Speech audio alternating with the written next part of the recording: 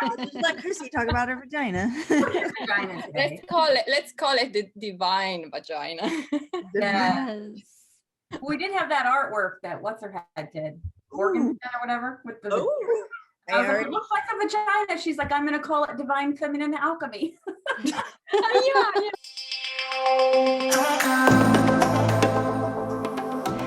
We are Divine Feminine Alchemy Circle. Our names are Christy, Jessica, Tiffany, and Vilma. Our mission is to provide a sacred space for women to learn, grow, and discover their treasures buried deep within.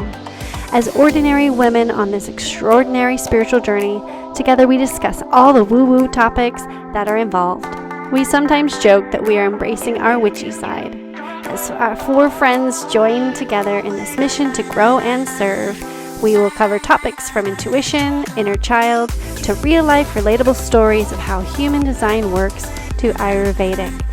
Divine Feminine Alchemy is the place for women who want to rediscover that magic in their soul and share it in a safe and empowering environment. Visit our Facebook group or Instagram page. The link will be in the show notes.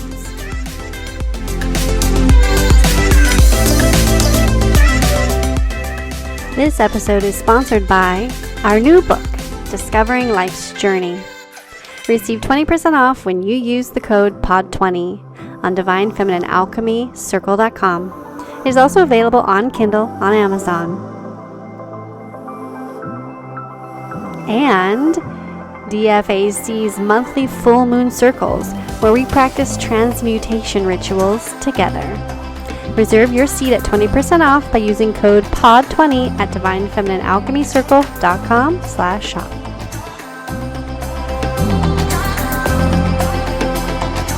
Jessica, would you like to go? I would. I'm hoping my dog will be quiet. I know, that's why I'm locked away in this tiny room. Oh yeah, that's a good idea. I should clean out my closet. I don't need room in there. Small dog issues. Yes, we all have a dog that wants to bark. All right, so how did you find your transformational spiritual path?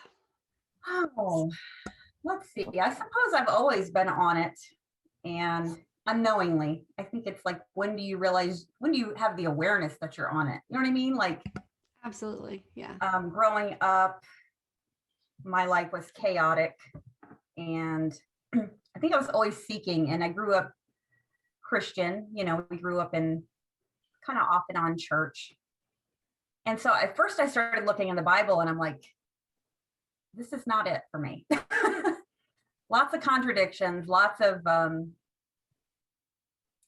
guilt. Like I already had enough guilt. So I didn't need any more, you know? So then I finally gave it up, and I remember feeling just so at peace. Like I stopped trying to go to churches. I stopped trying to force religion on myself. And I just felt like I dropped this anchor, you know? And it's difficult because sometimes you get the judgment or other people, and I don't have any problem with anybody that gets a lot from it. That's fantastic for them. I would never stomp on that, you know, but for me, it just wasn't working. And so, but for a long time as a younger person, I still felt guilt for letting it go. But I kept having to remind myself that like, this feels right to me. So then I kind of went down the atheist track, like science, and if you can't prove it, it's not true. And, you know, when you're young, you think you know everything. And then it was like, well, this doesn't really feel right either. So then I just decided I didn't know, and I was agnostic. And that felt right to me. Like, I just don't know. And so it leaves open the door for curiosity. You know what I mean? So let's see. So in my 30s, I started having memories of childhood trauma. And then we moved to Florida, and I had my second memory. And with that memory came PTSD. And what you probably would call basically a nervous breakdown. And so then I started therapy, and then along my therapeutic path, I started getting into more, I had to find ways to like heal myself, because modern medicine, my therapist was great, but it only goes so far. You know what I mean? So I got into yoga, and along with yoga, I started, you know, you get into yoga and then you start looking at like the chakras and And at first it seems foreign, but then over time it kind of like, well, this makes a whole lot of sense, you know? So then I got into Ayurveda a little bit, and grounding in nature. I heard about grounding and being in nature. And so I tried it and I thought, this just really seems to feel good. And I think that's the biggest thing that I learned on my journey, was that my whole life I had been taught to doubt myself, to question myself, to not trust myself. And as little bits of things would come up from the past, and I would realize that they had happened and that they were true, and I would process them and clean them up, each time my intuition would guide me right where I needed to go. And so that was the biggest beauty. The biggest gift I got was like, trust myself. And I always tell people, like, it's all in there. It's just that when it comes, we don't, no, so much doubt, and there's so much, everyone has a different opinion. And so we get clouded by that. But when we learn to trust here, we'll give ourselves that next right step.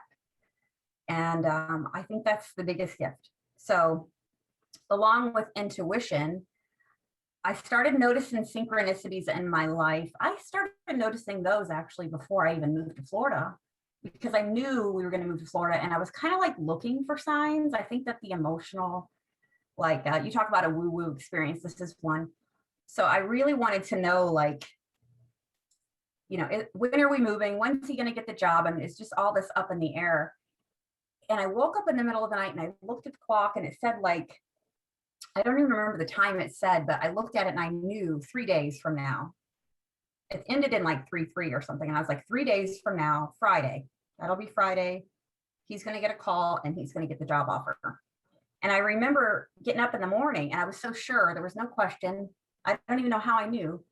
And I told him, he's like, oh, I wonder if they're going to call or when. And I said, they're going to call and it's going to be Friday and you're going to have the job. And he's like, how do you know that? I'm like, I don't know. I just do. And they did. And so there were a lot of little things like that when we were moving. And I think it's because I needed that. I needed like that comfort to know for sure. So we moved here, and then, you know, those kind of fell off. But then as I was healing, I got a lot more of those, and they're little synchronicities. So I started wondering, like, what is this? These coincidences that happen at really emotionally charged times in my life. And then I found Carl Jung, and I found synchronicity, kind of like what Christy was talking about. And it's like infusing magic into your day. And so I noticed that when I was in alignment, when I was on the right path, when I felt, you know, really like in alignment with myself, I would see more of them. When I was paying attention, when I was not, when I was more like not doing what I knew I needed to do, or not listening to myself, or not connecting, then I wouldn't get them. And so it's kind of like, how do I get back into that? How do I have more of that? Because it feels so good and right and true, you know? So along my healing journey, it just seemed like they really picked up. And one of the coolest ones I always talk about is, so I found Carl Jung and I found out synchronicity was a thing. There's a word for it. He coined the term, and he gives examples. And I thought that was so cool. And he's such an interesting guy anyway. And he talks, his prime example was this beetle that flew into a window while he was treating a patient. And she had a dream about that beetle the night before. And he said the beetle's just tapping at the window, and he opens the window and it comes and it flies. And he's like, look. And that got through to her because she had just dreamed about it. It was a synchronicity. And so during my healing, I had this like big transformation. I finally like really put something to rest, and I'm at work and I look down and there's this beetle, you know, on the floor in the therapy room, beautiful. And it was, I want to say his was golden, not green, but this one was green, and I love green. My eyes are green, and I've always liked green. It's heart centered, you know, and it was like this big, and it's on the floor, and I look down and I'm just like, holy shit. Like, we don't hardly even ever have bugs in there. Where did it come from? And I just knew, like, it was there. It was for me. It was a message, and it just felt like peace. And so I took it and I put it outside and I let it go. But it was just like, so now, I mean, for a long time, I've questioned it because I'm worked in medical field for over 20 years. And I've always been I do have some of the logical gates, and I always want to know. I think too, like, I don't want to be a fool and be like, you're not going to get one over on me. You know, I'm not going to fall for that. I think too with religion, it's like I fell for that and I didn't quite, you know, wasn't quite right. So I'm learning to let go. And like Vilma said, talking to my tree too, it's like the tree says, let go of all that. It's okay to just know. You don't have to know how you know. So it's been a process. And then I found all of you ladies, and same with Christy, like the human design. I'm like, I don't know about that. Not that I didn't think it was cool. It was just like, that's too much. And then you're kind of, let me look at it a little bit. And then you do. And then you're like, oh, wow, I really like that, you know? So it's more and more interesting the more I get into it. But which one is your favorite out of everything that you've kind of experienced, your expertise? So what is your favorite realm of alchemy? So this week, I'm going to say Ayurveda. It does change. I'm kind of like Christy in that I'm all over the place. I love talking about trauma and healing and how it affects the brain, and somatic practice, and because I do physical therapy. So the whole mind body, and Ayurveda blends really well with that. It's really about balancing the mind, the body, everything. And I think in our Western society, you ever notice if you go to a specialist, they look at your heart, they look at your bones, they look at your shoulder. They don't look at the whole person. How are you sleeping? How are you feeling? How's your diet? How's your stomach? How's your relationships? You know what I mean? How are things going for you in general? How are you sleeping? I mean, has anybody been to a doctor that's asked them all of that? No. And that's what I love about Ayurveda is it is intuitive. It's about so it's an ancient like Indian system of basically like life science, mind, body, wellness. And it's really about understanding ourselves. So let's say there's like 3 doshas. You've got Pitta, Kapha, and Vata. So Vata is air, very moving. If you think of like tall, thin people, or I have a Vata mind. Christy probably does too, where our mind's like all over the place.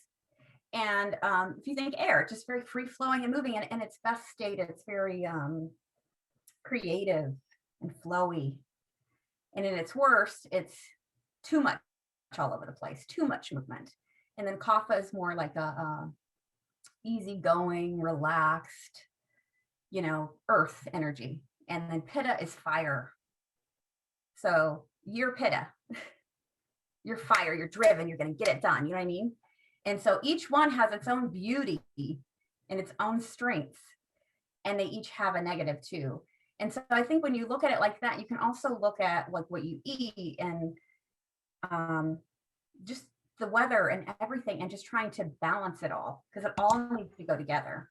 So if one, let's say you say that I'm Pitta. So if one person resonates that, you know, you're very driven, you have a lot of fire energy, then Ayurveda would say eat more earth grounding food, let's say, to exactly. So there's quell. Balancing things that you would do. So you would want to have like cooling, like fruit, cold fruit, or that kind of thing. And none of us are just one dosha. Like you're all the doshas, because we are all of them. But we tend to be one, or sometimes dual. So like I'm more Vata mind, Kapha body. And so we all have all 3. It's just like human design. We have all of it. It's just some of it's more pronounced. Right. So yeah. So if you're very Vata like me, you wouldn't want to be eating chips and like, you know, airy stuff. You would want more like, I need more Pitta. So like I want spicy. I want like you know, the spices, the turmeric, you know what I mean? Hot food, warm hot food. And also in Chinese medicine, is that incorporated or no? Like what's considered hot in Chinese medicine? So Chinese medicine, I think, is more like your, they do overlap a lot. That's what you start realizing when you get into all of this, is that there's a lot of overlap with all of it. It's just the different cultures that interpret the ancient. Exactly. And really all it is our ancestors and the accumulated knowledge that they found. You know what I mean? It's just, they've been passing it down for thousands of years, and we have these tools, we need to use them. But I love that it's just intuitive. You know what I mean? Yeah. It's and it's connecting with the earth, and it's just about balance. I just love that. So yeah. That's beautiful. Thank you so much for listening in today. That was such a fun conversation and to learn about Christy. If you have comments, please DM us at Instagram account, and make sure that you just like and subscribe and review this podcast. Thank you so much, and we look forward to sharing with you our next host on the next episode.